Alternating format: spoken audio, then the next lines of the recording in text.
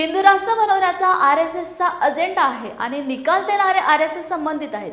संविधानाचे नियम धाब्यावर बसून हा निर्णय देण्यात आला। हा निर्णय निषेधार्ह, निर्दयी व दुर्दैवी असल्याचे सांगत SC/ST मध्ये वर्गीकरण म्हणजे जातीच्या अस्मिता तीव्र करणे। त्यामुळे धर्म वाढतो आणि धर्म वाढवण्यासाठी SC/ST ला कोलॅप्स करण्याचा प्रयत्न आहे। जातीत भांडण लावणे, विघटन करणे व आता वर्गीकरणाच्या माध्यमातून विघटन करून देशव्यापी मणिपूर करण्याचं हे धोरण असल्याचं भाई दीपक केदारे यांनी सांगितले।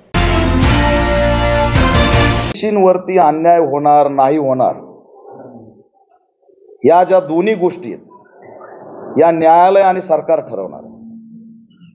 माझं मीडिया ट्रायल करणं किंवा त्या भूमिकेला घेऊन मी रस्त्यावर उतरून भूमिका घेणं हे महाराष्ट्राला मणिपूर करण्याच्या दिशेने घेऊन जाणार आहे।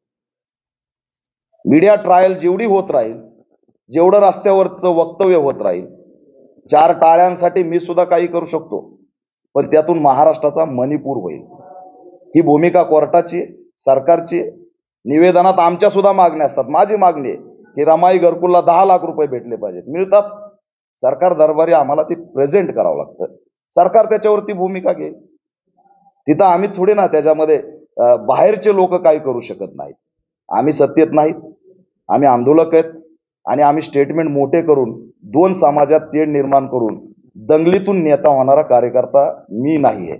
आमच्या महाराष्ट्राची फॅशन झाली, विशालगडचं प्रकरण बघितलं तुम्ही, नेता व्हायचं असेल तर दंगल करावं लागते, हे दुर्दैव आहे। त्याच्यामुळे मराठा आरक्षणामुळे ओबीसीला नुकसान होतंय का याची मीडिया ट्रायल होऊ नये आणि लोकांमध्ये भडकाऊ स्टेटमेंट होऊ नयेत, हे माझं या माध्यमातून आव्हान आहे।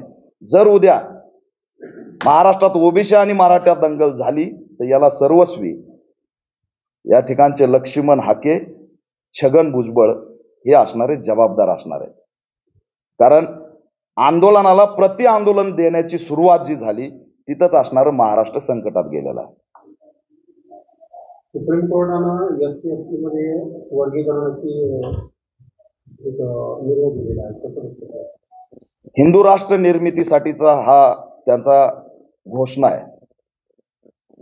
दलित हा शब्द त्यांनी नाकारला, कारण रोहित यमुलाचं हत्याकांड झालं तर आंदोलन महाराष्ट्रात झालं, आम्ही त्याची जात बघितली नाही।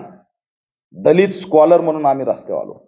मनीषा वाल्मिकीचं उत्तर प्रदेशमध्ये हत्याकांड झालं, दलित म्हणून रस्त्यावर आलो। इथल्या RSS ला हा दलित शब्द उडून आमचं दलित आंदोलन बंद करायचं होतं। आता SC आणि ST या नावाखाली आम्ही एकत्र येऊन लढत होतो, त्याचं वर्गीकरण करून आमचं आंदोलन बंद पाडलं। आता जातीमध्ये अस्मिता तीव्र केल्या जाणार आहेत। महाराष्ट्रातली एक जात, ज्यात मातंग समाजाचे काही आमदार एक BJPने देऊन अबकडची मागणी केली, 2 आमदार अशी मागणी करतात, सुप्रीम कोर्ट लगेच त्याच्यात वर्गीकरणाचं धोरण घेतं, हे दुर्दैव आहे। आज ओबीसी विरुद्ध SC/ST वर्गीय वाद लावले, पण आताचा वाद हा जातीत निर्माण होणार आहे आणि आमच्यावर ब्लेम लावला जाणार आहे की तुम्हाला यांना खूप मिळालं, तुम्हाला काहीच मिळालं नाही, यांनी तुमचं खाल्लं, तुमचं चोरलं, म्हणून माणसं एकामेकावरती घालण्याचं काम यापुढे होणार आहे। हे वर्गीकरण हा शब्दच विघटन आहे आणि विघटनाचं धोरण हे RSSचं दुसरं तिसरं काही नाहीये। जर SC ला जर याच्यामध्ये आरक्षणाचा लाभ मिळालाय तर हे सुद्धा सांगा की SCचा आणि STचा बॅकलॉग किती आहे, तो भरलाय का? तुम्ही जर बॅकलॉगच भरला नाही तर तुम्ही कसं म्हणू शकता की खूप काही मिळालं? वर्गीकरणाला आमचा विरोध आहे। सुप्रीम कोर्टच सगळं ठरवायला लागलंय। संसदेत गेलेल्या खासदारांनी काय करायचं याचं सुद्धा उत्तर त्यांनी दिलं पाहिजे।